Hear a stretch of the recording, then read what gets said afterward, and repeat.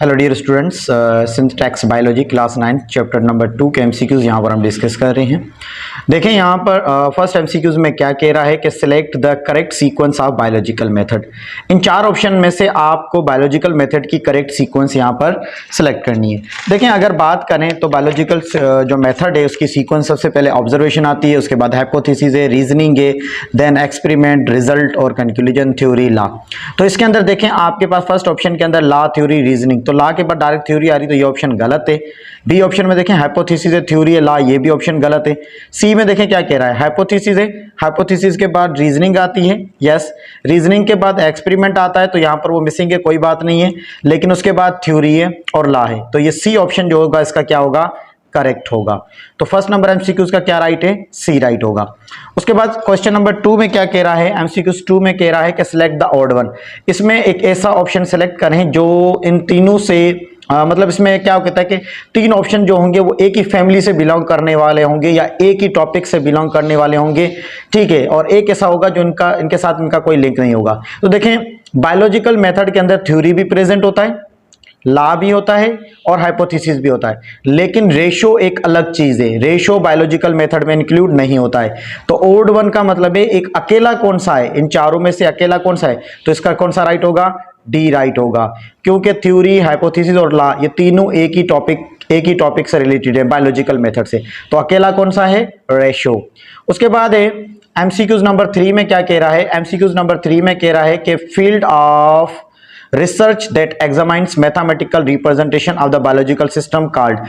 Field है research की जिसके अंदर एग्जामिन किया जाता है, जिसके अंदर मैथमेटिकल रिप्रेजेंटेशन का यूज किया जाता है बायोलॉजिकल सिस्टम में, तो उस बायोलॉजी को आप क्या कहेंगे, रेशो कहेंगे, नहीं रेशो नहीं कह सकते हम, ठीक है, रेशो क्योंकि कंपैरिजन ऑफ टू वैल्यूज को हम कह रहे होते हैं। मैथमेटिकल बायोलॉजी कहेंगे क्योंकि यहाँ पर मैथमेटिक्स की बात हो रही है, तो इसका कौन सा राइट होगा, बी राइट होगा। प्रोपोर्शन भी गलत होगा, प्रोपोर्शन हम कहते हैं जब दो रेशो इक्वल होते हैं उनको कहते हैं, लॉ भी नहीं होगा।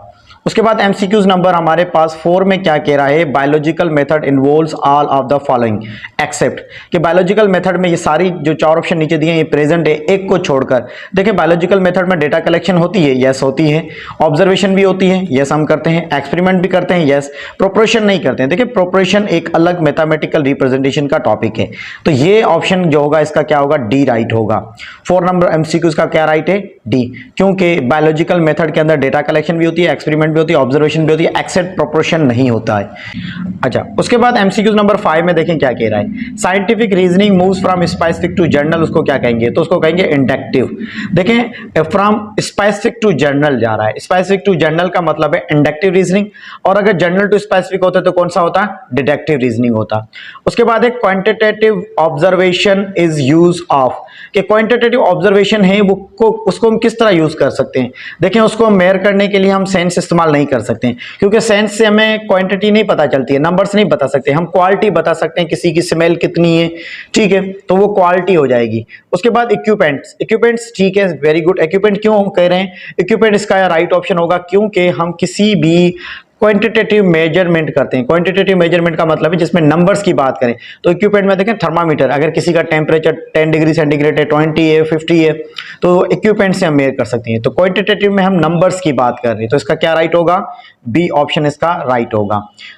उसके बाद एमसीक्यू नंबर 7 में क्या कह रहा है, एमसीक्यूज नंबर 7 में कह रहा है कि equation stating that two ratios are equal, कि जब एक दो रेशियोज इक्वल होंगे, टू रेशियोज आर इक्वल, तो उसको क्या कहेंगे, रेशो का नाम देंगे, प्रोपोर्शन का नाम देंगे, गैस का नाम देंगे या सेंसेस, तो इसका राइट होगा प्रोपोर्शन, क्योंकि जब यहां पर दो रेशो इक्वल की बात करा तो रेशो तो ऑलरेडी है, तो रेशो नहीं हो सकता यहां पर, तो टू रेशोज आर इक्वल, जब दो रेशो इक्वल होंगे, बराबर होंगे, आप उसको क्या जवाब देंगे, तो इसका होगा प्रोपोर्शन।